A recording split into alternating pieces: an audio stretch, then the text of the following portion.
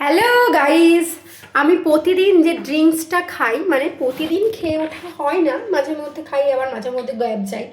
সেই ড্রিঙ্কসটা আজকে তোমাদের দেখাবো আমি কিভাবে তৈরি করি। দেখো, আমি এখানে কেটে নিয়েছি অলরেডি।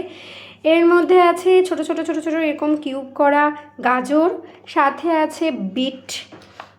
এখানে এগুলো আমার আমলকিগুলো ফ্রিজে থাকাতে একটু শুকিয়ে গেছে, তাই এই অবস্থা হয়েছে। যাই হোক, আমলকি। এর মধ্যে আছে তোমার একটু কাঁচা হলুদ, এই যে কাঁচা হলুদ এগুলো, আর আছে ছোট ছোট কিউব করে কাটা জিঞ্জার, মানে আদা আর কি। ঠিক আছে, এইগুলো আমি এখন মিক্সিতে পেস্ট করব।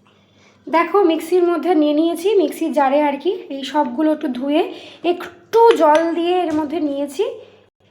এবার ঢাকনাটা আটকে দিলাম। এবার এটাকে মিক্সি করব, দেখাচ্ছি মিক্সি করার পর। দেখো, অলরেডি মিক্সি করা হয়ে গেছে। এই যে ব্যাপারটা এরকম এসছে। এবার আমি এটাকে একটা ছাঁকনি দিয়ে এটাকে ঢেলে নেব। আর এর থেকে দেখো একটা নির্যাস পড়ছে বা জুস পড়ছে, এই জুসটাই কিন্তু খেতে হবে। এই জুসটা এত উপকারী, মানে এটাতে আমাদের চুল, নখ, স্কিন সবটা ভালো। আমার স্কিনের অবস্থা দেখো, আমি কিন্তু এটা কন্টিনিউ খাই না, এটা খেলে স্কিন অবশ্যই ঠিক হতো। আমি চেষ্টা করছি একটুটাকে রিকভারি করার।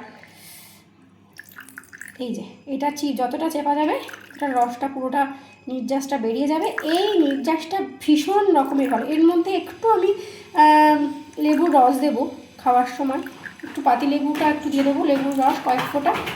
ভীষণ রকমের উপকার, ভীষণ।